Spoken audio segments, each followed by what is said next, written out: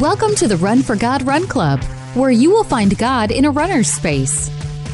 Welcome to the Run for God Run Club. This is your one stop each week to be motivated and inspired to get off the couch and onto the running trail where you can in turn inspire others to do the same. Let's learn, laugh, and leap into running together, giving God the glory for what we are able to do in His name. Amen. I am your running host, Dean Thompson, and once again, we are back to our regular format, and that always means sitting across from me is Run for God founder Mitchell Hollis. So this is not our regular format, Dean. For what people don't understand is we've now been here for how long? An hour and 45 minutes, and we haven't gotten this podcast recorded yet. Yeah. Because we've been having technical difficulties. I think the devil is in the computer sitting next to us. He is. But we're going to do it again, and we're going to do it. We're going to get it done this time. We're going to get it done. So thanks for having me. Hey, can you articulate why you run? More specifically, do you know why you run races? We're going to share a story from a good friend of Run for God that addresses that very topic. Have you ever thought about the idea of creating happiness? We all have the power to do it. How is that? Well, I'm going to share a story inspired by my son, Caleb. In the meantime, last week we had Eden Morris in here talking about diet and nutrition, and it's something that you and I aren't great at. I've gotten better at it, particularly over the last 4.5 months. I've done a pretty fair job of it. I mean, we understand the principles. Yeah. 1 Reese cup is better than 3. Yes. 1 donut is better than 3. 1 piece of cookie cake is better than 3. Does it depend on how big that piece of cookie cake is? We won't talk about that, Dean. Come on. But yes, I mean, she was incredible. I learned a lot. It's good because you and I don't really focus on nutrition probably as much as we should. You have been in the past several months. But it's good to bring people in who that is what they focus on and can educate people like you and me and our listeners. So she did a great job. Kudos to her. Yeah, her whole idea of relationships and food I thought was very interesting. Right. And certainly something that a lot of folks struggle with. So I think that spoke to a lot of hearts. Trivia question last week. We had a trivia question I thought was interesting. We typically don't like to run on treadmills, but there's an interesting background to treadmills. And so here was the question. Where, when, and why was the treadmill invented? I did not know this one. I know, wasn't it crazy? Yeah. So first of all, I've heard of a hamster wheel. We've all heard of a hamster wheel. We know what a hamster wheel is. But did you know there was an equivalent for humans at one time? Sounds like a death trap. It does. But it was used in prisons, so I guess that makes sense. That explains it, yeah. They didn't, I guess, in that day, they probably didn't care nearly as much about people in prisons as they do today. Right. Anyway, treadmills were invented in order to reform prisoners, it turns out, anyway. They were invented in prisons and established way back in 1817 by a guy named Sir William Cubitt. And I think it's interesting because the invention of the treadmill goes back to a time when economics wasn't good, right? So they had just had this Napoleonic War. The economy wasn't good, and they didn't want to. They had prison labor. But they didn't want that prison labor to take jobs away from every average day people. Every average day people. Every Is that a average word? day people. I don't think that's a phrase. But normal people. Yeah. And so what they did was they built these treadmills so that prisoners would get on these treadmills, and I don't think they looked exactly like today's do, but the idea was to generate electricity.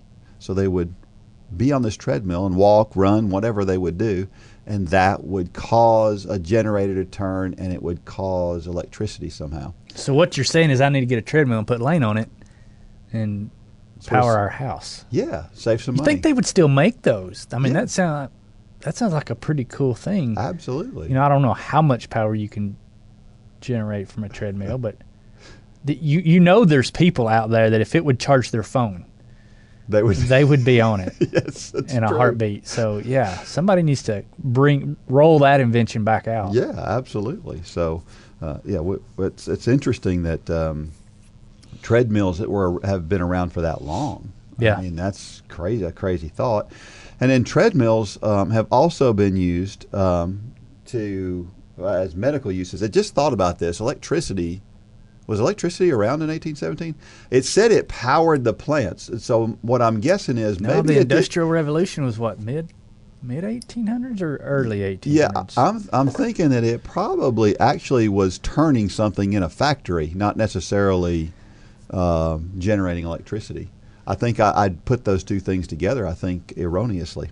So anyway, treadmills have also been used over the years, because I know somebody's listening to this and going, electricity in 1817? Really? Come on, dude. That doesn't sound right, but I don't know. Yeah.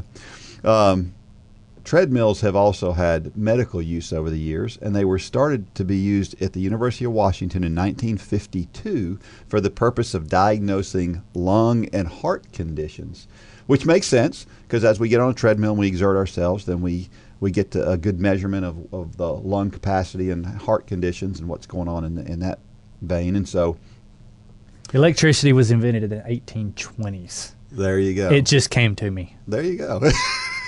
Through Google. So Dr. Kenneth Cooper started to study the advantages of aerobic exercise, and it was published in 1968. And so when everybody started to realize that aerobic exercise was really good for us, that's when the idea of the treadmill really exploded as far as exercise goes. Yeah. There were some that were around before that, but it really exploded when we realized, holy cow, this running thing's pretty good for you. And so people decided, well, I don't want to go outside and do it, so I think I'll do it inside. And today, if you go to a fitness center, you'll notice that treadmills are probably the most popular piece of equipment in the fitness center. There's usually many of them lined up so people can run next to each other, I guess, which is cool. One of the cool things about a treadmill is that if you want to run and you want to run 8.5 minute pace and I want to run 7.5 minute pace, we can run side by side and talk and do what we would do as if we were running together, except that our paces are different. Can't do that outside. But still, treadmills are no fun. I know some people love treadmills, but I personally don't like them. I like being outside. You know, a lot of people use treadmills because of harsh weather or whatever, but I think you and I are both the same in that. Yeah. Bring on the harsh weather. It just makes a run feel more hardcore. Gotta love the hardcore nature of it. You get done with a run and it's lightning. Don't run in lightning, but if there is lightning out there and you're trying to beat it back, you know, the storm's coming, it's something about that. Gets that heart rate up, that's for sure. It does. Yeah. I remember one run specifically that I was coming back up Cleveland Highway in front of the butcher's market there, and I was going back to Grove Level, and lightning started popping. I somehow found about 2 extra minutes a mile in my speed, where had that lightning not been there, I would have never found that. So it's very motivating. Lightning, the ultimate motivator. Well, you know, for us, I guess that phrase "treadmill" is a real thing. And going back and realizing where the treadmill started, it makes a little bit more sense now. Yeah, it's, where that word may have come from. I love running in bad weather. So, I mean, I remember this year we had that time where it snowed 3 or 4 inches while we were running, and it was so much fun to run in that snow. We had a bunch of kids out there. I shouldn't say kids. I keep calling these teenagers. Yeah, they started when they were 5 and 6, and we still call them kids. But yeah, these teenagers out there, and it literally snowed 3 or 4 inches while we were running, and people were driving by on the road like, these two guys it's just child abuse. Yeah. But not knowing that these kids had a blast. Yeah. Out there doing that, and they felt hardcore when they got done. And Coach had a blast with them. Yeah. I wonder how many people use a treadmill to supplement training. I mean, I know up north a lot of people do, because up north it gets so cold that people want to come indoors. I don't see that a lot in the South as much. People. Yeah, we're spoiled around here because we do kind of have mild winters. You know, Lane's first race, his first triathlon that he does every year is in Claremont, Florida. And the people who live in the South have such an advantage because so many of the guys that come down to race that race, they haven't even ran on the road or biked on the road yet. Wow. You know, the guys from Wisconsin and Yeah. on up into the north, because the weather conditions are so harsh there, that it's, you know, if it's negative 20 degrees, that's not just hardcore. That's stupid, you know, to go out in those kind of conditions. So, yeah, I mean, we've kind of got the best of all the seasons here, which is what makes running nice sometimes. But, yeah, up north, I would say using it to supplement their exercises. Of course, it gets crazy hot here. So there are a few people who will stay indoors when it gets really hot. Right. I'm not one of those people. Yeah, there's times that I probably should have. Yeah, well, that might be too. You know, like the times I've been going to knock on somebody's door to call my wife because I'm just completely, I mean, it's getting dangerous. Yeah. It's starting to weave. But even then, you know, that night I'm like, that was pretty awesome. Once I get some calories back in my body and hydrated again, I was, you know, but, you know, you and I are kind of wired that way that, you know, we kind of relish in that kind of stuff where most people don't. Well, but if I recall, maybe 2 of your longest runs you've ever ran were on a treadmill. And so you hate a treadmill, and yet that's why I hate a treadmill. You've run way longer on treadmills than I have. Yeah, you know, I was supposed to run 100 miles on a treadmill one time, and I made it to 50 when my IT band kind of gave out on me. And then the other time I just went down, it was my birthday, or no, it was the day before my birthday, and I was about to turn 40. And I was just going to run a 5, so I don't even remember what I was going to run that day. And I got to thinking about my schedule, and I thought, I don't have a whole lot going on today. I'm going to run my decade. I'm going to run 30 miles on the treadmill. Don't know why that thought popped into my head, because I hadn't been running a whole lot then. And I think I even texted you and said, come join me. Yeah, I came down there. You could use some company. I did I don't know, 8 or 10 miles on there while you were doing yours. Yeah. But, so, yeah, yeah, and the other one, the 100-mile trial, that was for a good cause. Yeah. But, yeah, I despise the thought of a treadmill now. Do you think you get as good of a workout on a treadmill? Well, I don't know if it's as good of a workout, maybe, but I think it holds you accountable much more, because if you set it on 8-minute pace, guess what you're going to run? Yeah. You're going to run an 8-minute pace. There's no slowing down unless you hit that button. And then there's that thought, well, I don't want all these people beside me to see me slow it down. Yeah. So there's that whole thing. It's kind of like running on a highway that we've talked about before. You're not going to walk when you're on Cleveland Highway. You're just not, because everybody's driving by and going to see you. So, yeah, I think it's definitely holds you accountable. Of course, I remember being on a treadmill one time at the wellness center and somebody reaching their arm around me and turning my speed up. I didn't know who it was. And I turned around and I looked, and it's your brother. Really? So, yeah, he said, you need to pick it up. You know, I'm running like 6:58 pace. And he's like, that's not fast enough. I'm like, you go ahead and jump up here, big boy. Yeah. My goodness. Yeah, that was funny that day. Yeah, I think the treadmill works different muscles. It's sort of like running on the trail versus running on the road. You get a little bit more stabilizer muscles and things. And so I think running on a treadmill engages muscles a little bit differently than the road does. Mm-hmm. And so I think it's good to occasionally run on a treadmill. Yeah, mix it up some. Yeah, absolutely.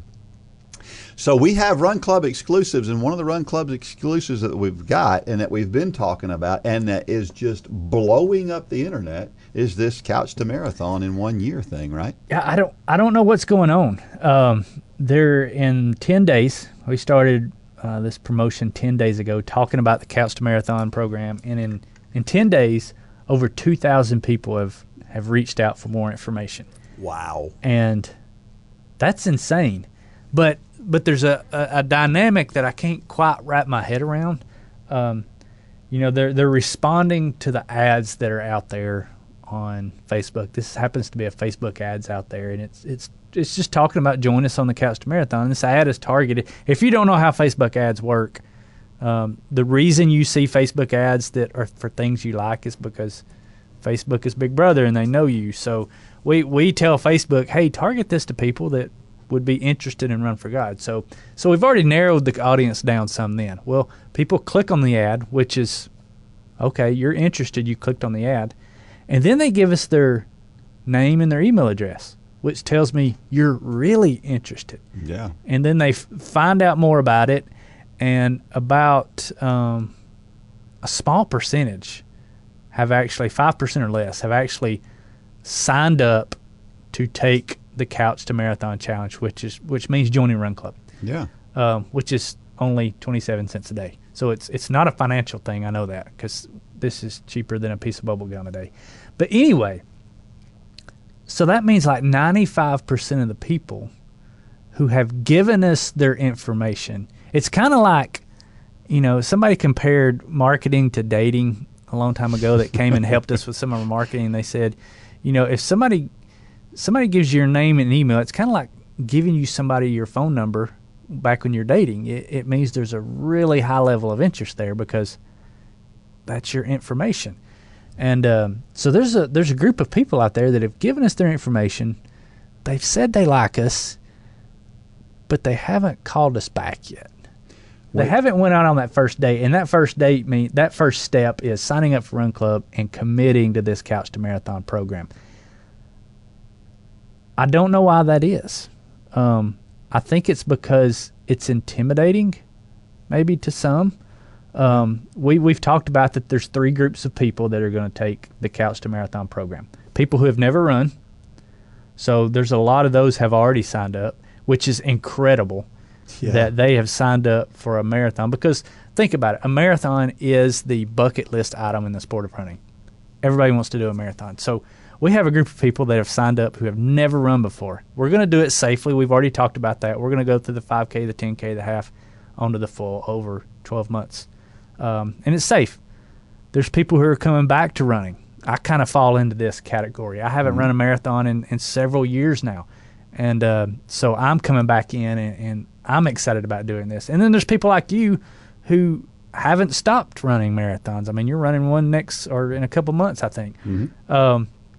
So that's the cool thing about this particular program, is we have room for that group of people. People who have never run, people who are coming back to running, people who have still do marathons today. And we have a pathway for all of those people. But I still don't think that's what's prohibiting most of these people. I think we're all procrastinators at heart. We see it for every race we put on. If you've never been a race director, it will make you have gray hair very quick. Because you do all this work, you spend all this money on all these things, medals, having the police there, and I would say about 80% of your registrations come in the last 2 weeks. Yep. Before a race. Lane is running a race this weekend, and, well, I take that back. We have registered for this race, but normally I would not have registered for this race because I just wait till the last minute. Yep. I encourage you, if that's you and you're out there listening to this, sign up, because there's so much you can get out of Run Club right now. Run Club's awesome without the Couch to Marathon. Yeah. So go ahead and get plugged on. You're starting a weekly series next week that talks about what to be doing right now. So if you've signed up for the Couch to Marathon and you've never run, or you're coming back to running, or you are a runner, you're going to tell those people what they need to be doing right now, because there's different things for everybody depending on where you're at in your running career, what you can be doing right now. But the biggest thing we're asking people to do is get other people involved. Yeah. This club is the greatest accountability group ever. Yeah. But nothing beats a warm-blooded person that you're meeting out there for a run. Absolutely. 3-4 days a week. Yeah. And so get other people involved. We had actually the guy that I always talk about that said the reason he joined run clubs because he wanted to look better in a Speedo. It's so weird that his son at that time was this little bitty kid. Well, him and his son signed up for the program last night. That's great. And so, yeah, we were actually talking about that comment this past Sunday at work, at church. But, yeah.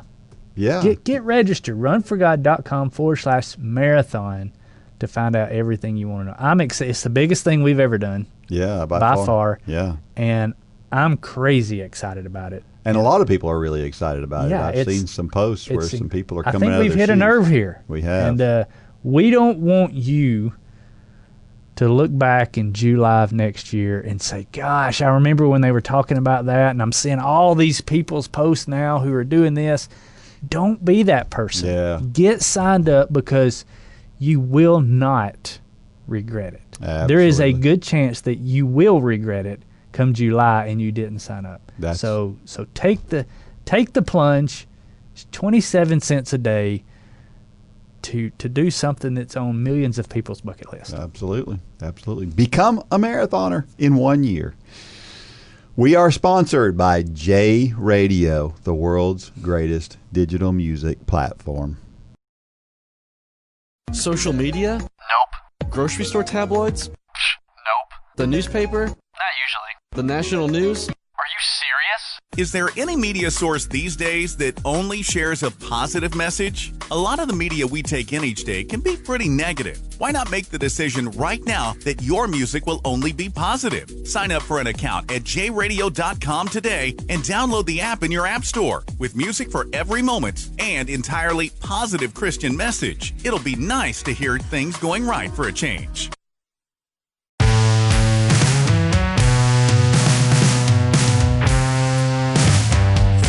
Hey, don't forget that you can send questions to dean@runforgod.com. You got training questions. You got questions about the Couch to Marathon program. You got questions about whatever it is running related. Send them to dean@runforgod.com. Love to interact with folks and get to learn about you. I hear some great stories through there, so certainly send us questions. If you don't know about Run for God, go to runforgod.com to learn more, or runforgodrunclub.com so that you can learn more about what Run Club is about, because we think that once you're in Run Club, once you understand it, once you've been part of the Facebook group, once you've done all of the things and listened to the podcast and watched the videos, and we feel like you'll go, wow, I've been looking for this for a very long time. So. And don't forget that we'd love to hear your story. Everybody has a story, and we want to hear yours because there is somebody out there that is in an earlier stage of your story that needs to hear your story to know that there's hope. And so as mundane as you may think your story is, there's somebody out there who needs to hear it. So go and share your story at runforgod.com or runforgodrunclub.com. So why do you run? Terry Price shares his passion with us. Terry, let me tell you, has some passion. This guy, I talk to him every once in a while. He'll just call me out of the blue every once in a while, and we'll talk. And he's got this passion for not just for running, but for people, for ministry. He's talked with me a lot about his church and how his church has evolved and changed over the last few years. He's gone through some serious injuries that he's had to deal with. He's gone through some other personal things that are very that are tough on people in general. But there's one thing about Terry is he always stays focused on God. And that carries him through all of these things, and he always keeps a smile despite his circumstances. Terry Price is from Uniontown, Ohio, and his story is called Why Do I Run? Why do I race? That's an interesting question I ask myself all the time. I mean, it's not for money or big prizes. At 5'10", and a stealthy 200 plus pounds, I doubt I will ever place high. Maybe it's the great eats.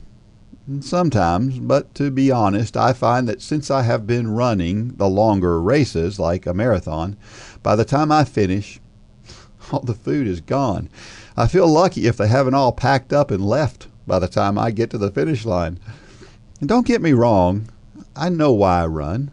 I love running because it clears my mind, it fuels my body, it gets my blood rolling. I really believe that if I chose not to stop, that I could go Forrest Gump and keep on going. Running motivates me. But why race? It costs money to enter these things, and I'm sure that if I wanted to give my money away, that there are many easier ways to do it. I guess I race because I belong. I'm a runner, and I love hanging out with other runners. They are some of my favorite people.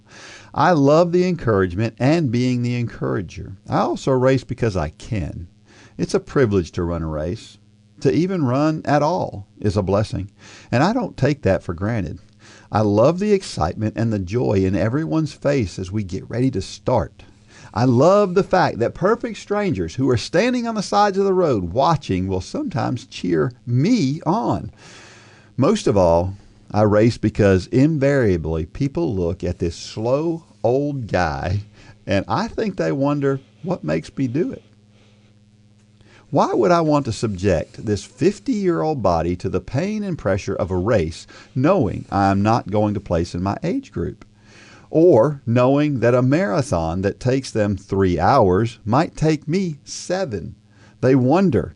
And on the off chance they ask how I do it, I get the chance to tell them.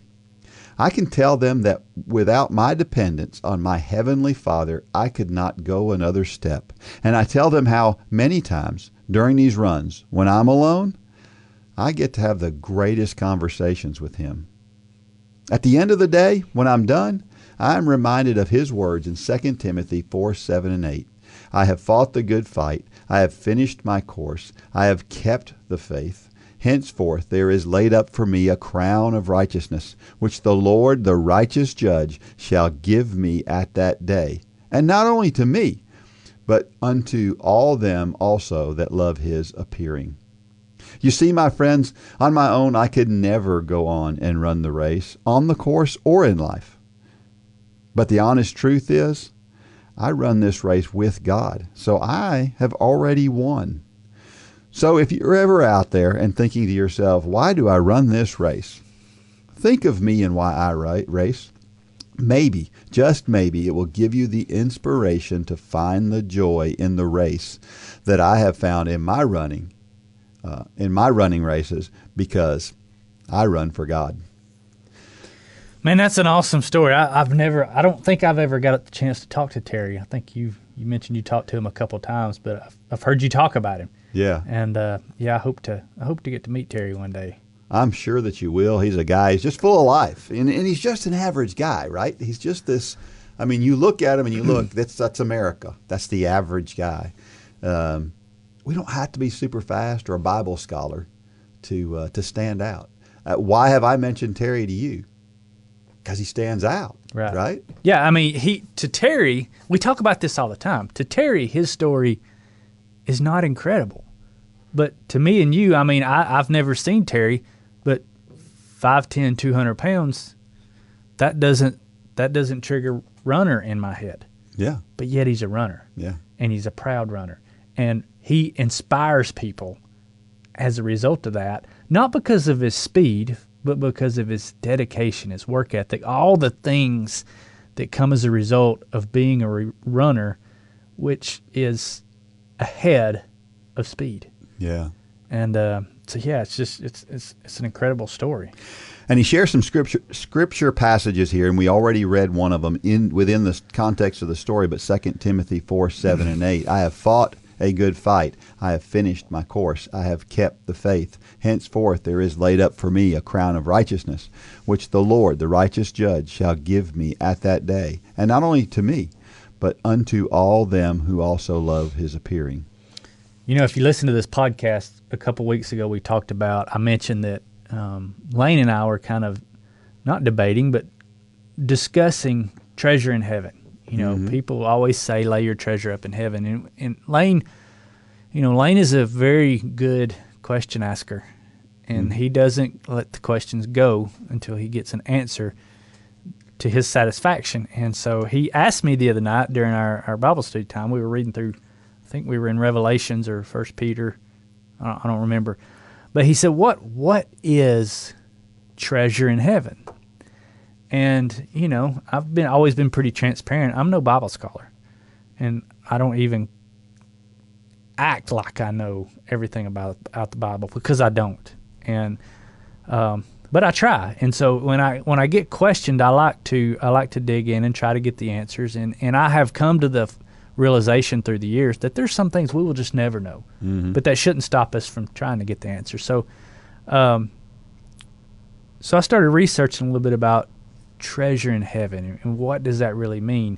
And the Bible is there's several verses that when referring to treasure in heaven, just like in this verse, it references a crown. Yeah. And James 1:12 talks about the crown of life. 1 Peter 5:4 talks about the crown of glory.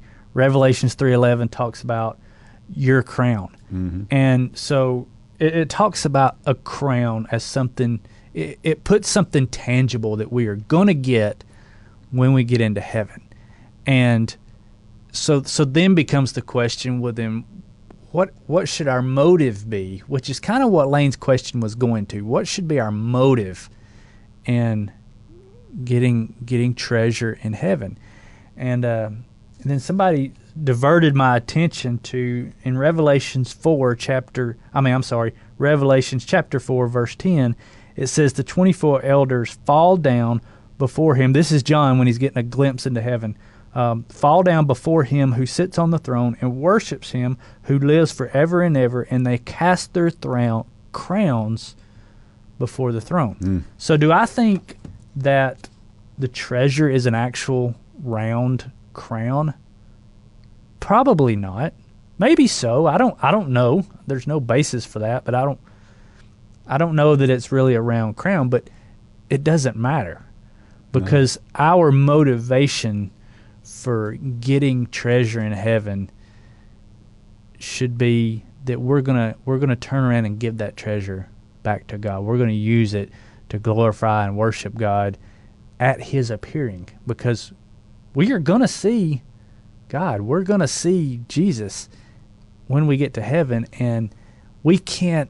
That's why I say some things we'll just never know, because we cannot imagine here on earth what that's going to be like. Think to the greatest day ever in your life, and that's going to look like a miserable day compared to what we're going to do in heaven. So, I like to try to come back and update people on some listeners emailed in, and they had some really good thoughts. And I love these kind of discussions where I don't know the answer, and maybe we won't know the answer. I think these verses really point us to some hints, but it still doesn't just clear it all up.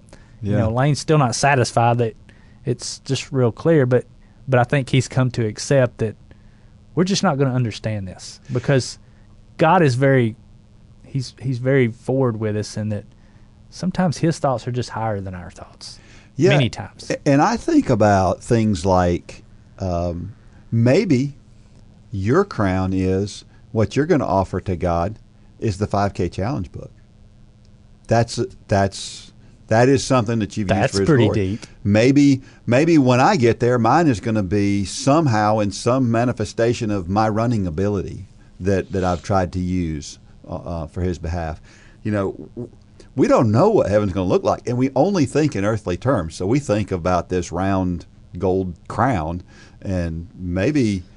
And the reason I think that that's not reality, the reason I don't think it's really a crown, is because that's too earthly.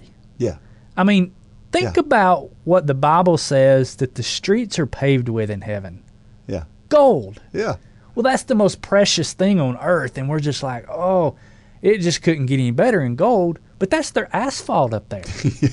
People walk on it. So that's one of the reasons that I don't think it's actually a crown. That's just a symbol, because God knows that here on earth we will never be able to understand what is really going on up there. Yeah. No matter how you can't explain it.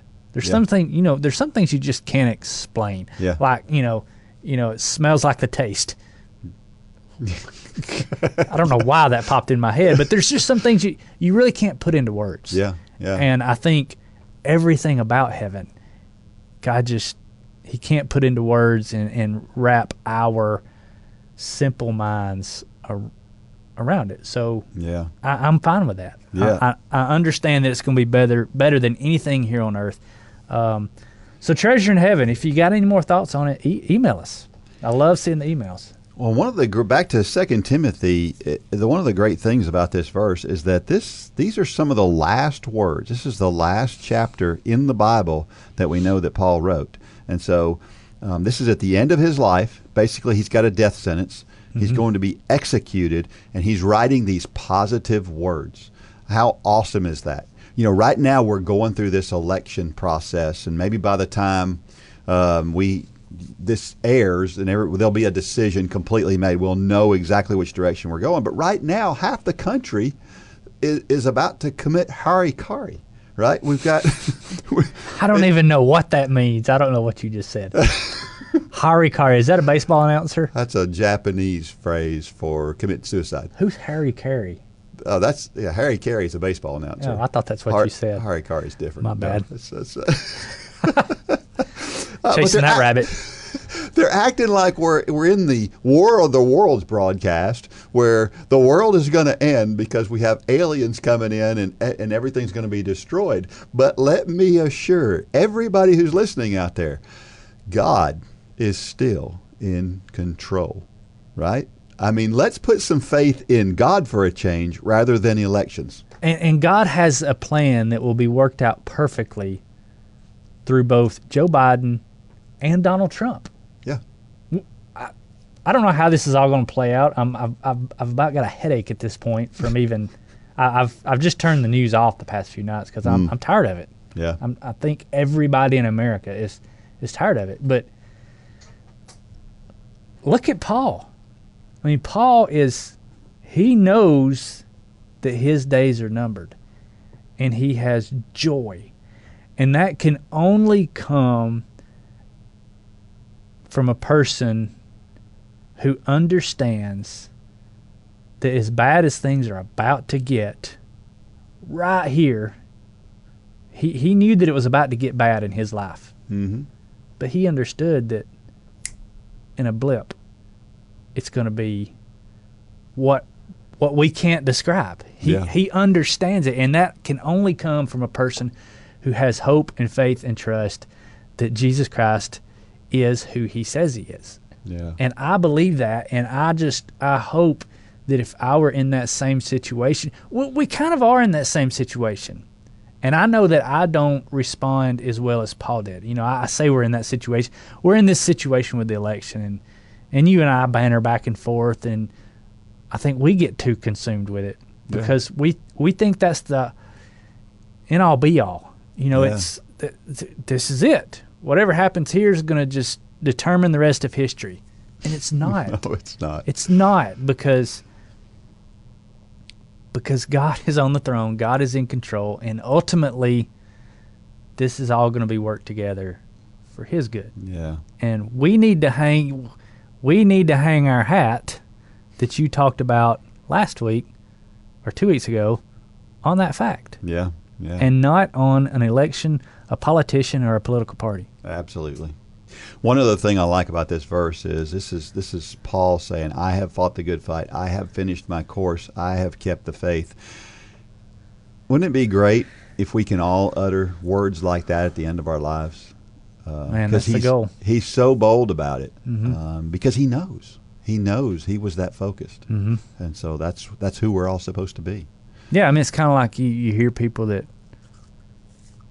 run a marathon, you hear some pros, and it's always, I love to hear, and it's so satisfying to hear pros or people on a platform say, I gave it all I got. Yeah. I got beat today. Yeah. And I love to hear that because so many times in our society it's, well, the weather was bad, or I got a cramp, whatever. And I'm always big on telling my kids and the kids that we've coached in the past, just say it.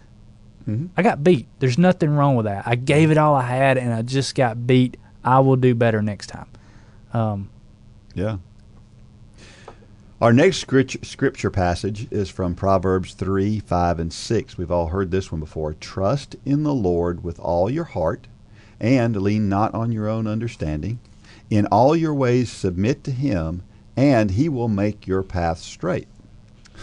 You know, there's three things there. He says, trust in the Lord with all your heart, lean not on your own understanding, and then in all your ways submit to him. And then he will make your path straight, right? We have to do those things before our path is made straight. We like that first one. We like half the first one. We like the trust in the Lord, right? We can do that part. That part's easy. With all your heart, it starts getting a little more difficult. But then when you get to the lean not on your own understanding, that's where we just blow through those last two, right? I mean, how many times do we take that verse and we change it? We say, trust in the Lord with all your heart, unless you need to lean on your own understanding. Yeah. And, we in my small group last night, I work with some high school boys at church, and we were talking about Martha again. We talked about her on this podcast a few weeks ago, and that she was just like we are, when she sent for Jesus to raise Lazarus, her brother, from the dead. Man, she had incredible faith. She was trusting in the Lord with all her heart, Yeah. that Jesus could raise Lazarus from the dead. Jesus took a few days to get there, and then when Jesus shows up, Martha's like, "What the heck, Jesus? He's dead now. If you would have came when I sent for you," and I'm paraphrasing here, but she was leaning on her own understanding at that point. Faith was gone, and it was like, I'm being real here, Jesus. And then her faith shoots back up as they start to make their way to the tomb, and he asked, do you think I can raise Lazarus? And she's like, yes, you can do this. And then he goes to roll the stone away, and she's like, whoa, Jesus, that's going to stink. We're in the middle of back down to the bottom, the desert here. What are you doing? That's going to stink. Well, she went back to the bottom. Yeah, just like you said. Her understanding of the situation, and then Jesus raises Lazarus from the dead, and that shot her back up for sure. But we do this. Absolutely. We do this every single day when we try to introduce our logic into God things. We mess up, and we go off the tracks. And I do it every single day, and it's why we have to stay in the Word and talking to God, because just like we talked about a while ago, we just can't understand everything. But if we stay close to Him, we don't have to understand everything. We can truly trust. That is true. Yeah. I like the phrase in there where it says with all your heart, because it's like somebody who is in a race, and we always ask, did you run as hard as you could? And 9 times out of 10 you hear, that was all I had. Right. And the truth is that a lot of times it's not all you had. You convince yourself that was all you had, but the truth is it's a lot harder than that. It's a lot harder than just. I've always said you can give all you've got in a race once or twice a year, and I think that's about it. I think other than that, you're always a little bit short of that. So that's interesting. I mean, in the running world, it's going to say something like, trust in your training. Yeah. And lean not on what your body is telling you, because that's what we do in a race, right? Yeah. We get to the point where it starts hurting, and something inside of us is saying, if you keep doing this, you're going to die. Yeah. Well, we know that that's a very, very, very slim chance, but that's our understanding, and that's our human nature. That's why we fail. Yeah. Because Adam and Eve's understanding of the situation in the Garden of Eden was flawed. That's right. And that's what got us into this mess. And so, we've got to stay plugged in to God and what His Word says to get this concept. Yeah, and then, of course, the third scripture passage is Philippians 4:13, which we're all familiar with. I can do all things through Christ who strengthens me. We just talked about this verse and how it's not. The verse isn't the way that most people use it. It doesn't mean that, right? Right. This all things doesn't mean, well then, okay, if I can do all things through Christ, then I can run a sub 2-hour marathon. I think I'll do that next week. It doesn't mean that. Right. And all you got to do is back up a few verses to realize that it's talking about I can do all things through Christ which strengthen me. I can be content with a little, and I can be content with a lot. And my contentment, my trust in God is not based on the earthly things, the earthly treasures that we just talked about there again. Yeah. It's not based on that. It's based on a trust in Jesus Christ and an understanding and a belief in faith that whatever happens, whether you're dirt poor or your coffers are overflowing, that whatever happens is to the good of those who trust God. or whether Joe Biden is president or Donald Trump is president. Right. All things. All things. All things. But we've got people running around here with their hair on fire right now because they're not trusting in this statement. And I'll have to be transparent. I have got caught up in that. You and I, we get caught up in that sometimes. But there again, all you have to do is turn around. That's darkness where we start going. That's darkness when people's hair are on fire and they think the world's ending.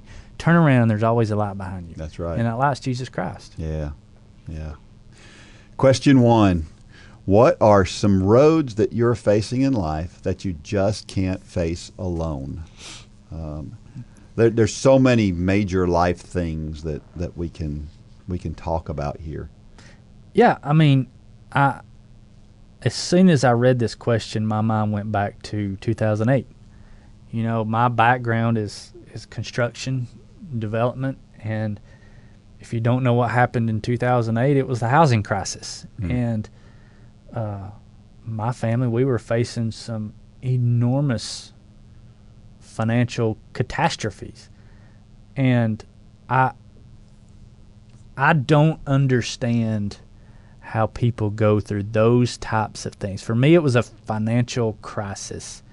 For some people, it may be a health crisis. For some people, it's a family divorce or whatever. There's all kind of crises out there. I mean, during 2008, there were people jumping out of buildings because their hope was in the housing market. Yeah. And I thank God every day that I mean, my living was in the housing market, but that's not where my hope was. Yeah. And I remember sitting in my church during the middle of the day with nobody there, sitting in the sanctuary, just pleading with God, tell me why. Why is this happening? And he brought me through it. But I can't imagine not having that outlet there to voice my frustration. I mean, I was upset with God. I'll be completely transparent. Yeah. But God was there to listen. Yeah. I mean, my kids get upset with me all the time. Yeah. And sometimes they let me know, and I'm there to listen. But what do I do once they stop talking? I say, okay, here's what we need to do. Here's what you need to do. And I can't imagine not having that. Yeah. And so if you're out there and you're dealing with something crazy and you think that somehow you happened upon this podcast and you don't have a clue what Dean and I are talking about, go to runforgod.com/peace with God. It's called that for a reason, and it's because of the word peace. Peace is not something that happens to you. Peace is something you choose. Yeah. And that choice is made through the blood of Jesus Christ. Amen. And so if you're out there and you're listening to this, please go there, runforgod.com/peace with God, and learn more about this peace that we're talking about. I think about two things of this question, things that you can't face alone, because I think about the loss of a job. You know, I had a job loss situation that I went through, and there were actually two stages to being able to be helped. But I remember being alone, my wife going to work, and me sitting at home. And I remember some of that time wasn't pleasant. It was no fun to go through all that. I felt sorry for myself at points that, that it was bad at times.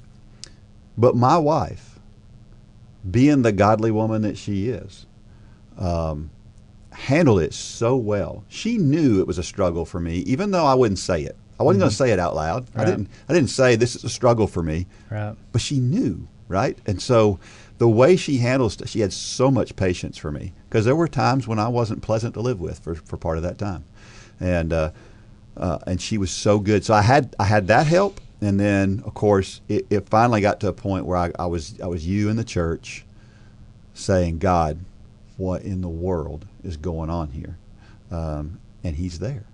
And there's nothing wrong with that. There's nothing wrong with getting upset with God and saying why and crying out. I mean, God wants us to do that. Yes. It talks about voicing your pleas to God. Yeah. Let your requests be known. Sometimes that's in a loud voice. Yeah. And upset, and that's okay. Yeah. Because God is the God of our frustration. Yeah. He's there in every situation.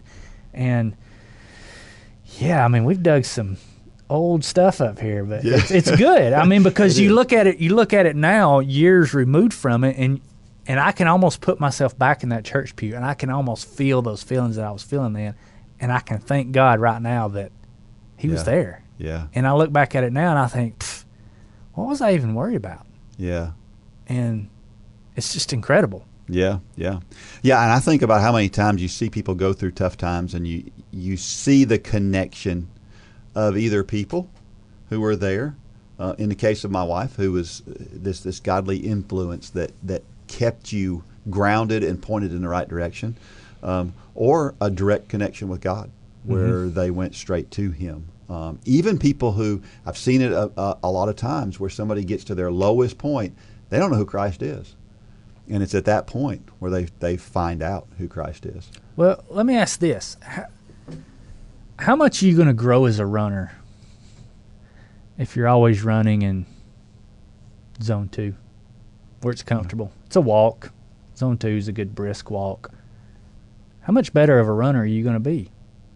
Yeah, not much. You're not. We get that. We get that concept that you have to get uncomfortable and hurt in the sport of running to get faster. But for some reason, that concept just slips our minds when we're talking about God.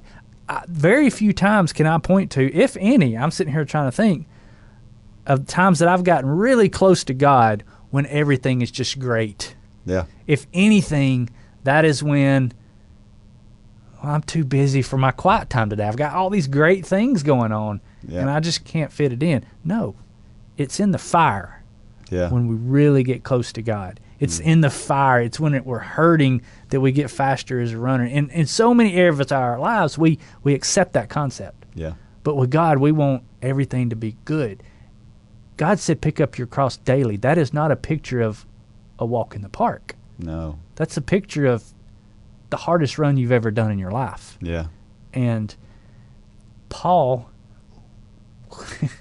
I mean, Ryan Hall's one of the greatest examples of a modern day runner who modeled this concept in the sport of running. Yeah. Paul was the Ryan Hall of the spiritual life, and he's been the best example in history that he was joyful in his affliction, and that is so contradictory to everything we're taught in society. That's right. But that's what we're called to do. That's exactly right. The second question, what are some ways that you can trust God with those problems? You know, we have these election cycles, and this is the way I've always said it, is I don't care as a politician what you say. I just don't care what you say. I care what you do, because that's and it's that way with people too, right? You meet somebody, and you know people, we all know that person who says one thing, and then over here they're doing something completely different than what they're saying. And I think that in order for us to trust God with those problems, we have to see what God does, and we have to be grounded in the things that we know are true, and not the things that people say and all this fluffy stuff that's not true. The world is full of politicians. So how do you know if that most career politicians are lying? Their mouth is moving? Wow. Man, I thought I was going to get you on that one. Yeah. Yeah. I mean, it's part of, and a lot of it's not lying. It's just sensationalizing in a lot of cases. Yeah. And that, you know what? That's okay. Which steps into close to lying. It does. Yeah. But that's a thing. It's dishonest. Marketing is a thing that's, you know, the idea is to pull at your heartstrings and make you think a certain way. I get all that. I get why they do the things that they do, but it doesn't matter what I say. The marketing campaign means nothing if the product on the other end of that marketing campaign is garbage. Right. And so it's not what we say. Which is why, I mean, like in Run for God, we use marketing. We we encourage people to sign up for the Couch to 5K challenge. We say that almost anybody can do it, but we always come back to, here's why we can say that, because 200,000 people have gone through this, and here's a list a mile long of the people that it's changed their lives. But so many people out there today put out the promise, and they don't put up the action behind it, and that's why it is so important that when we deal with people that we don't, not saying we don't trust what they say, but we need to put more weight into what they've done. Yeah, absolutely. And that's with our politicians. That's with people that we allow to interact with our kids. That's for so many areas of our lives that put more weight there. But today in our social media age, we go with just what something says. Yeah. And I tell my kids all the time, Abraham Lincoln did say that everything on the internet is true, and they get tired of hearing that now. But we've got to learn to look at people's actions and not listen to their words. Yeah, you're dead on. I learned that through running, in watching and asking athletes, "Are you going to run as hard as you can today?" And them saying yes, and then watching them run and go and realize they didn't do that. Mm-hmm. And we do the same thing with our spiritual walks. We say we want to follow God, but in the background, are we pleading with God to show us what that means and to show us what it means to be a follower of Christ? Or are we just saying that that's what we want to be, but we're not really trying to figure it out? And you got to take radical action for that to happen. Yeah. I mean, you've got to. There's things you have to cut out of your life. It's like saying I want to lose 25 pounds, but I got a bag of donuts in the cabinet. That what you're saying doesn't match up with what you're doing. That's right. And And I know we got off at Terry's question substantially because the question that Terry asked is a very personal question. Right? It is. It's a question that only you can answer about yourself. So. But I think that was interesting discussion. Anyway, question 3, in the hard times, what are some ways that we can keep moving? When I read this question, I thought, and Terry, please hear my heart when I say this, it's the wrong question. Because sometimes we need to stop. Yeah. And a lot of times for me, I've talked about outrunning the coverage sometimes, and I get out there and I'm in the dark and I have to turn around and come back because I've outrun God. Yeah. As weird as that may sound. Mm-hmm. But for me, that's not the right question. For some it may be, but for me, the question is, or the statement is, sometimes I just need to stop and listen and quit focusing on what I want to do and start focusing on what God is already doing. Well, it goes back to that Martin Luther quote that we've talked about a few times on this podcast, that Martin Luther once said, I've got so much to do today that I've got to spend more time in prayer to get ready for that day. Yeah, it's great that we've got all those things to do. But in order to keep, I think this is where what you're saying and what Terry are saying are the same thing. In order to keep moving, we have to slow down in order to get the energy to keep moving, right? You look at Paul and who Paul was and the way that he just didn't matter his circumstances. He was positive and reflecting on the goodness of God just before he was about to be executed. Times don't get any tougher than that. Right. I mean, they just don't. So, and as we've said, when we're down, that's the time we need God the most. But it's also the time that we can grow the most. That's right. And and we need to get close to him in the good times in order for him to be close enough in the bad times. Now, we can turn around and he's there, but it makes that relationship so much stronger if we're strong in the good times.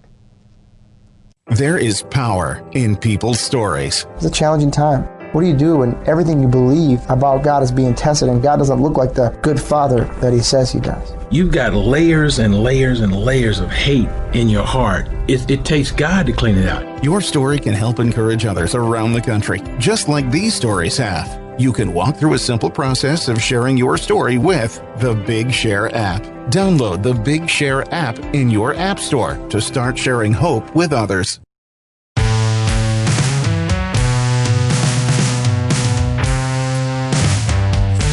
So we've talked about why to get people involved in Run Club.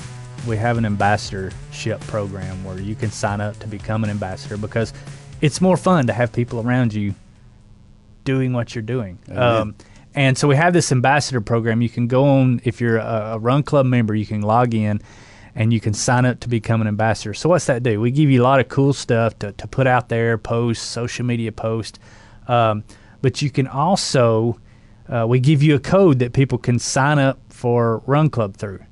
And they get 30 days free. So you're giving somebody 30 days free. And every month, we're going to take the person who has recruited the most members to Run Club, and we're going to give them a prize pack. It's going to have a 90 days free to J Radio, and it's going to have you're going to have your own playlist on J Radio, which is pretty cool. I mean, how many people could say they have their own playlist? You have yours, Holly has hers. I don't even have one on J Radio yet. Eventually, we'll have a Run for God channel. As soon as my playlist gets up, they're telling me they have to have free. Get the lead out. I know.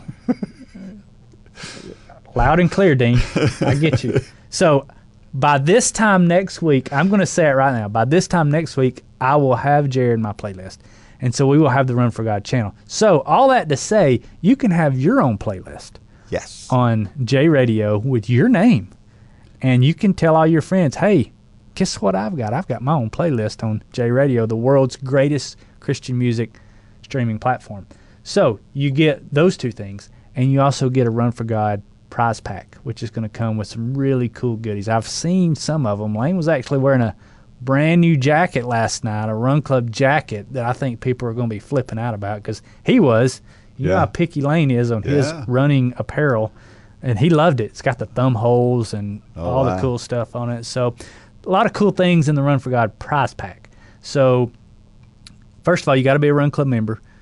Go to runforgodrunclub.com, sign in, and click on the ambassador tab. I actually had one come in while we're sitting here doing this podcast, and get signed up, become an ambassador, recruit your friends, and win some cool things. That is so awesome.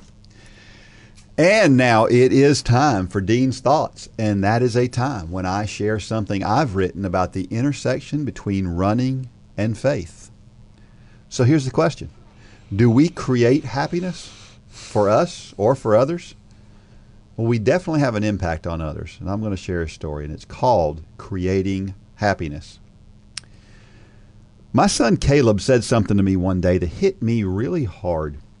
You see, he works at a body shop and provides estimates and talks with customers that come into his shop. He is often the first person and sometimes the only person they will see. We were talking one day about a particularly irate customer. This particular customer was yelling at him while he calmly listened and tried to assuage his feelings, being careful to be honest but compassionate.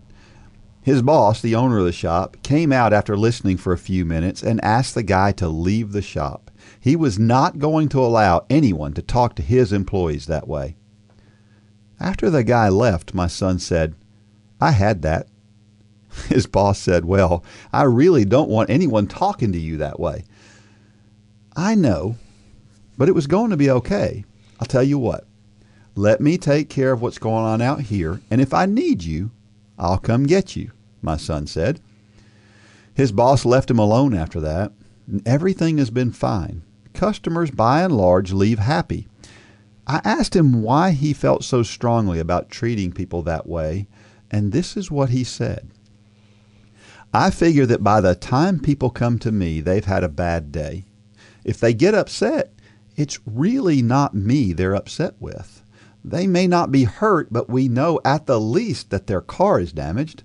Sometimes it's not the car owner who I'm talking to, and it's the person who was in the wreck that is in the hospital. If I can make their day better in any way, that's what I want to do." You know, running makes me happy. I love to do it. Sometimes I can't tell you why. I just know I do. And then there's other times where I could list 1,000 reasons. It's a funny thing. As runners, we have a choice to be happy in what we're doing or not. We can choose to enjoy it, whether it's a good day or not. That's kind of how running is, right? We have those who do it because they know it's good for them, and those who are less concerned with the physical benefits. Many of us just do it to maintain our sanity. Running is selfish that way. It can be very inwardly focused. In fact, that's how Run for God was born, from the recognition that running in and of itself is all about us. But what we have learned from the Run for God story is that it doesn't have to be. There is no reason why my son needs to be fixated on the customer like he is, other than his own satisfaction to be kind to another human being, to put himself in their shoes and treat them like he would want to be treated. Is that what we do? When I'm out for a run, I like to smile, wave, say hello, and just generally interact with the people with whom I come in contact. Most of the time, we're just passing by and it's no more than a wave. But one day, I may be face to face with that person with the opportunity to share Christ with them. Do you think that wave or the smile might persuade them to listen to the presentation of the gospel a little differently? No, I would say so. My son shared that story with me a couple of years ago. I talked with him on the phone as I was writing this and shared it with him. He had no idea that the story had impacted me. He could barely remember the story. Here's the bottom line. You have no idea whose life you're having an impact on. There are likely people who you have helped that you don't even know about. That's why it's so important to be kind every day. As a runner, you probably see more people than average while you're out on the road, track, or trail. You never know when a well-placed hello or a smile might make a difference in someone's life. You may even be face-to-face with that person one day sharing Christ. The Bible says in Matthew 7:12, "Therefore, whatever you want men to do to you, do also to them, for this is the law and the prophets." We know it is the golden rule. What do you want to see when things are down and life seems to be beating you up? You want positivity and kindness from others. And what do you want to see when things are going well? Well, you want positivity and kindness from others. Be kind. It's what everyone wants. It seems to me God's word is right on track once again. So convicting. I mean, that's just, I need more Caleb in my life. Yeah. I mean, that's just, I remember you telling me that story a while back. I'm glad you put it into words. It's just an incredible story, and kudos to Caleb.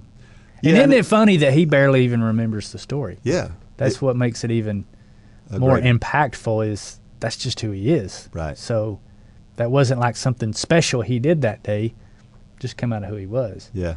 And if there's anything more that you can be more proud of, and you've been through it with Lane. Yeah. You've seen times where you're just so proud Yeah. of the way he behaves and acts, and so proud that God has instilled in them these things. Do you think about people when you run by them?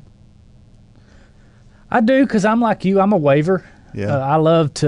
I love greeting people. That's what I like to do at church, and I like interacting with people. That kind of comes natural to me. Yeah. For some people, it doesn't. But yeah, I think anytime we can do those just little things. I think I mentioned, we talked about it on the way up here. I was late to meet you, and because I got tied up with a guy on the job site, a concrete finisher, and he was just telling me about his dad, and this simple act of this guy asking me, and this was a typical job site guy, that concrete finisher, foul language going around, but this guy pulled me aside to ask me to pray for his dad.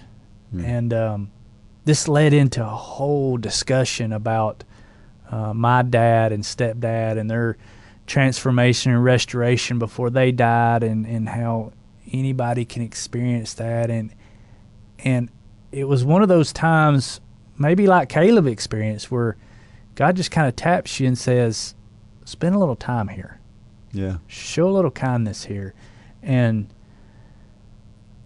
I don't remember what your question was, but well, yeah. Do I wave it? Yes. I do like to interact with people, and I love those times like I had a little while ago at the job site, because you never know. There's so much opportunity in those kind of conversations that we'll never know on this side of glory. Well, and the reason why he came to you and approached you is because you were approachable. And we become approachable by being that way. Sure. Right? Yeah. And so what would he have done otherwise?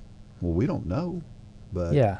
And then there's the fact, there's the realistic fact I've always told all of our team, if you're on the road running, wave at people, not because yes, it is a kind thing to do, but when you wave at people, next time they come by you, they're going to give you a little more room. They do. If they just think you're some cocky runner, guess what? Next time they're going to get a little closer. And so there's two functions going on here when waving people while you're running. But yes, to your point, we should all do that out of kindness and not just, I don't want to get hit next time. Yeah, So, you bring up a funny story.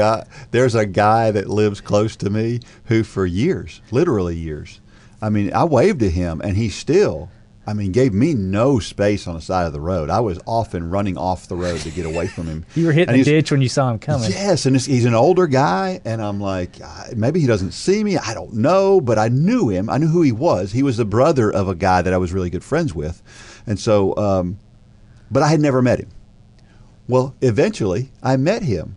He came to our church, and I met him at our church. And guess what? After that day, he never came close to me again. He gave me all this space. So you're right. Depending on how people perceive you, depends on how they treat you on the road. Yeah, we love being around positive people, and it doesn't matter whether things are good or bad. We just like being around positive people. How many times do you see somebody coming when they're that woe is me person, and they're walking towards you, and you're like, all right. They're so draining. It will drain the life out of you. Yeah. If you got to keep those people at a distance, because there are people who look to suck the life out of you.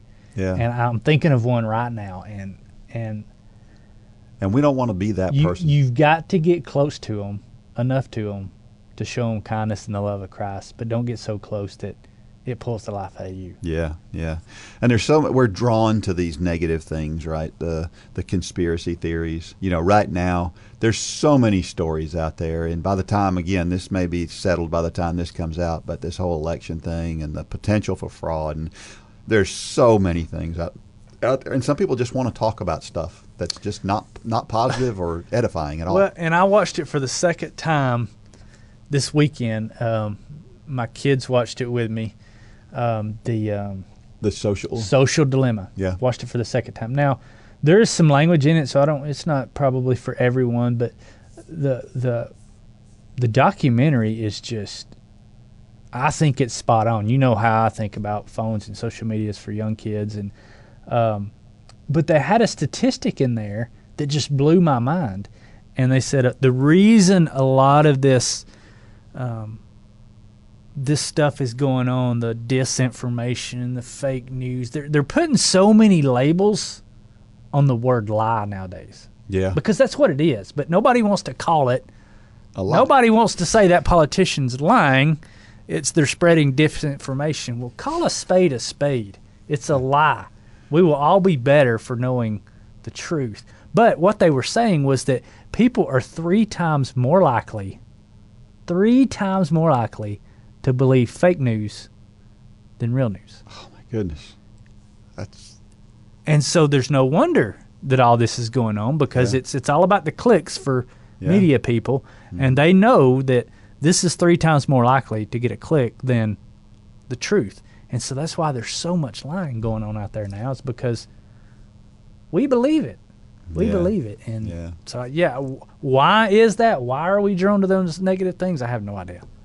But it's a fact, isn't it? I guess maybe it just goes back to our sinful nature. Yeah. Back to the garden, right? Yeah. And well, everybody loves a good story, a good conspiracy. And, how many times have we played JFK through the years, and what happened there? I mean, think if that happened nowadays. Yeah. Golly. Oh, my goodness. Yeah, that would be crazy. Yeah, so if you haven't become a coach by now, what are you waiting for? If you've ever participated in any sport, you've probably met a great coach. Great coaches inspire us to do more than we ever thought possible. You can be the leader that helps others achieve things they never thought possible. You, yes, you have the ability and the opportunity to be that person. All you need is a heart to help people and the ability to follow a plan. The Run for God 5K Challenge will come ready to help you inspire those around you. The step-by-step guide will direct you how to plan, pray, and train people both physically and spiritually. You can help them become more fit in their health and in their walk with Christ. Share your passion. Go to runforgod.com to find out how to inspire others to accomplish big things.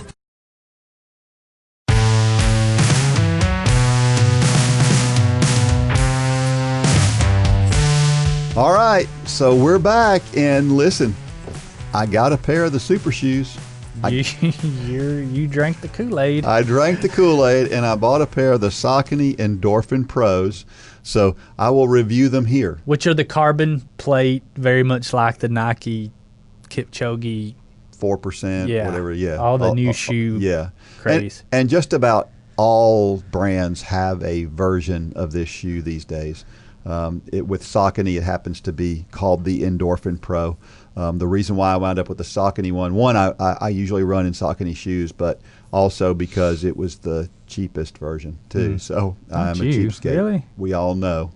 So let me just say the text that you sent, because I laughed when I saw your text. It was no, hey, how are you? Good afternoon. How are you? Your text was simply, I am 100% convinced that all the recent records were 100% because of the shoes. No buy, no nothing. It was just like, I have to make this statement, and I'm making it here. And it was like a mic drop moment for you. So go into that a little bit. Absolutely. So I get these shoes, and I try them on in the store, and I'm like, oh, they feel pretty good. But the day that I bought them, I had run an 18-miler that morning. Mm-hmm. So I was a little bit sore, and it was really hard to tell because I was so stiff as it was. But I thought, oh, they feel pretty good, and they were comfortable. And then I went and I needed to do a tempo run, and I do my tempo runs typically on the track because I like to get that constant lap-by-lap feedback. Mm-hmm. And so I go and I'm going to do a 3 or 4 mile tempo run, and I'm going to run at a particular pace. And so I warm up in my regular shoes. Well, I put the what I call the magic shoes on to do this run in them. And I started to run in them. And I could not believe the difference. I mean, literally, running felt 30% easier to me. And you're usually, let me tell everybody, Dean is usually the harshest critic and skeptic. So before you actually got these. Oh, I was like, maybe they help a little. Yeah. But I was absolutely astonished and blown away by how much I felt like they helped. Now, again, part of that could be in the brain. I don't know. Here's what I do know. I know that my legs were dead that day that I did that workout. I felt like I was going to really, really struggle to get through 3 to 4 miles. During the run, I made the decision to go ahead and go 5 miles because it felt that easy. And not only did I go 5 miles, I went 20 seconds faster on the last mile because I just felt good. And did Lane tell me correctly that for your age group, had that been a race, you might have broken the state record for that distance? I was more than a minute under the state record for that distance, yes. Wow. So I don't know, but I am 100% convinced that 100% of these records have been because of the shoes. I mean, they are that big of a difference. So let me ask you this, because you know where I stand on technology. Now that it is more open to the public, more brands have it. I think Hoka has it, Saucony has it, Nike has it. I think all the big boys have it. Do you think it's a good thing or a bad thing? I think it's a good thing anytime we get better. Yeah. Yeah, absolutely. I mean, it's like aero bars. Because there's some purist out there who says, no, we shouldn't do that. Yeah, whatever. Okay. Whatever. I think it's fun to get faster. Sure, yeah. By whatever means. Yeah. Legally. Yeah, legally. Yeah. And this is legal, as long as it is legal. But I'll tell you, to be just quite frank, feeling that, and now here's one thing that I've learned about these shoes, at least in the reading and stuff, and we got to be careful. We just talked about what you read on the internet. Mm-hmm. You got to be careful what you read but I've read several things that say the amount of help that you get from these shoes depends a lot on the type of runner that you are and the way that you run. And so based on the form that you run with, these shoes could be a big help or very basically not a help to you. So maybe I am the perfect match for this particular shoe, and that's why it felt that good. I don't know. But it probably won't be the last pair I'll own. I'll say that. They've got you in for $200 a pop now. Which is crazy because I never. You would never have dreamed of paying that much consistently. Nope. No way. So, so I recently read an article that said maybe the shoe stuff is overhyped and that these records that are being set. And I'm calling nope on that one.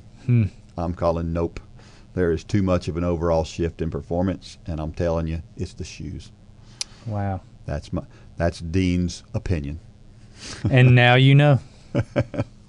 Since we're on shoes, hey, how about a trivia question about shoes? We've already had one about shoes back a while ago, but let's do another one. Well, let's stop for a second. Okay. And let's tell them how they can win. And what the trivia question. Yeah. So first of all, you have to be a Run Club member. We've been having more and more and more participation here. We've actually had one lady who's won this, I think, 3 times now. Yep. So she is quick on the draw. She is quick. So you're gonna have to be on your A game to beat her.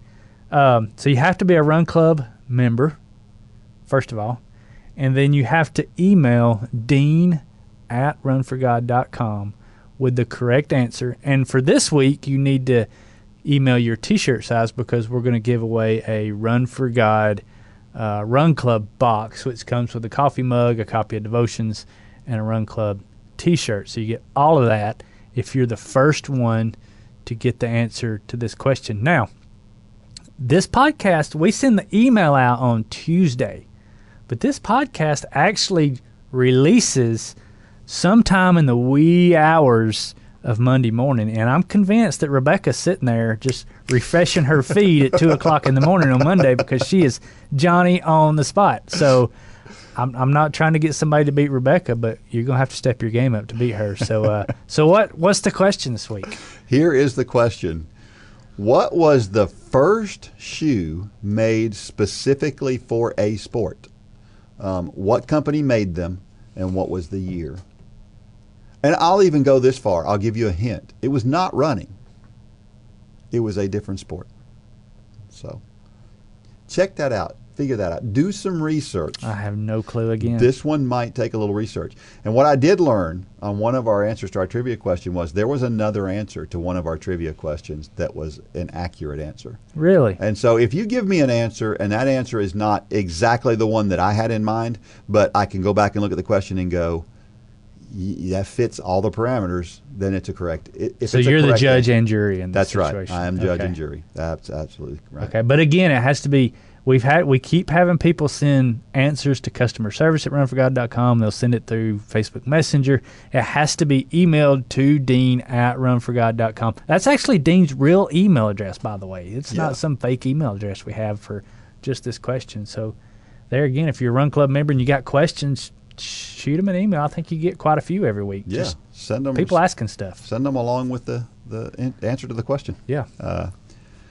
All right, so here is why running is so awesome this week. And I can't believe we haven't mentioned this yet, but podcasts.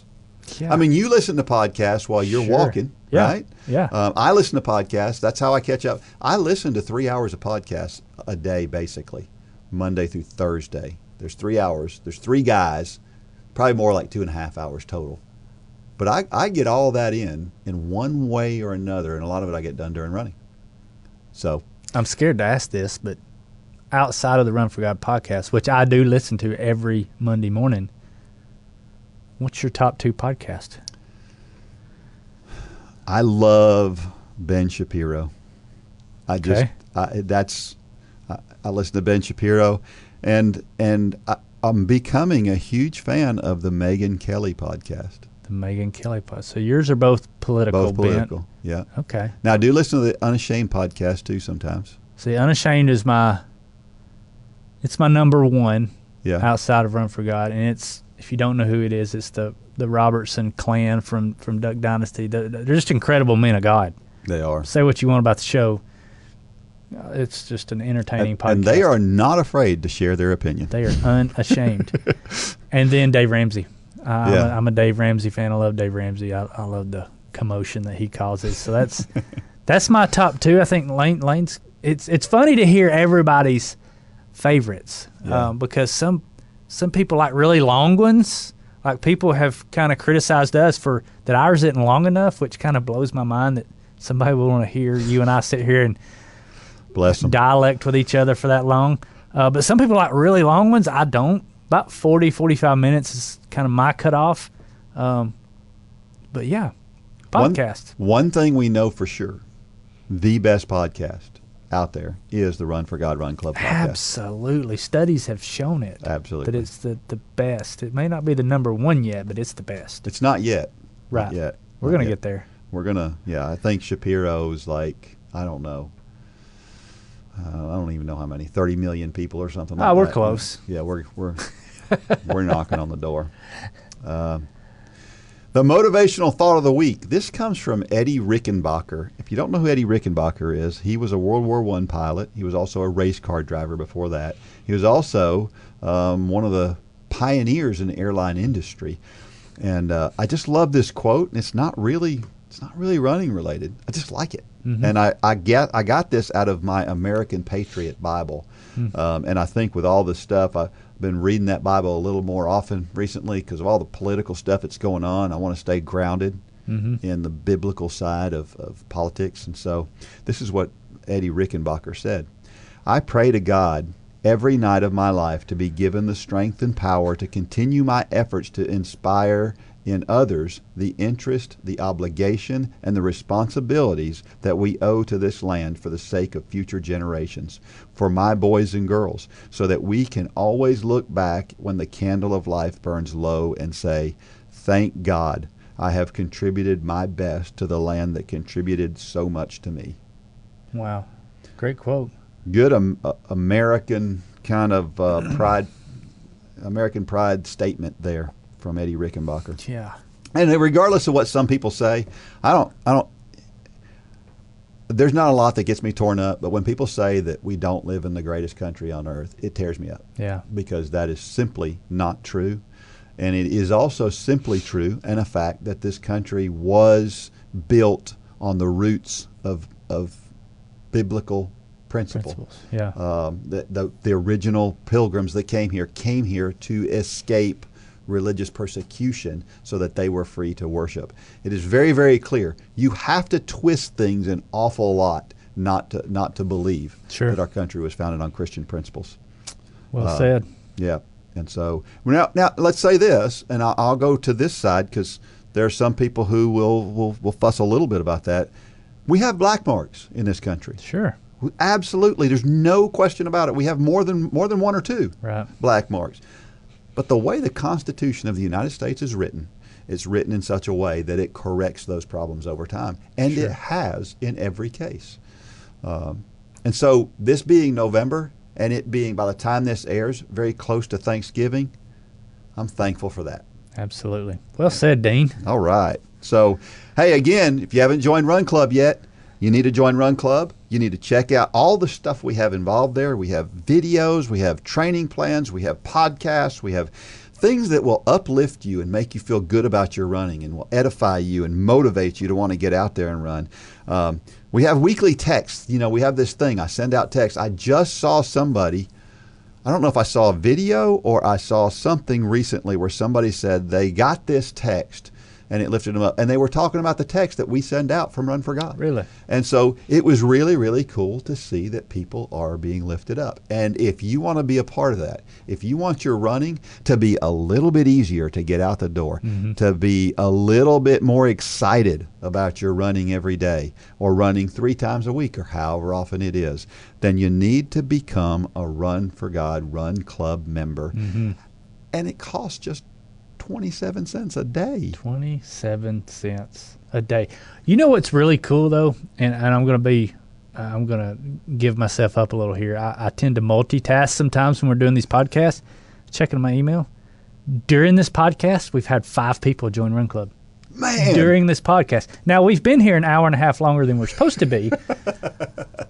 But don't wait. If you're saying, I'm going to do the Couch to Marathon, I've always wanted to do that, sign up today. Yes, we're starting January 17th.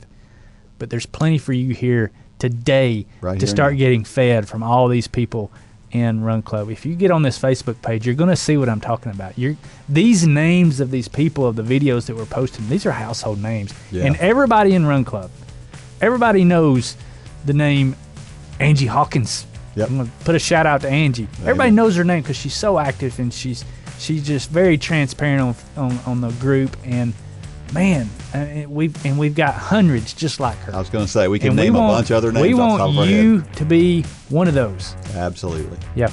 So, hey, may God bless every step of every run. Go out there and shine your light. Good job, Dean.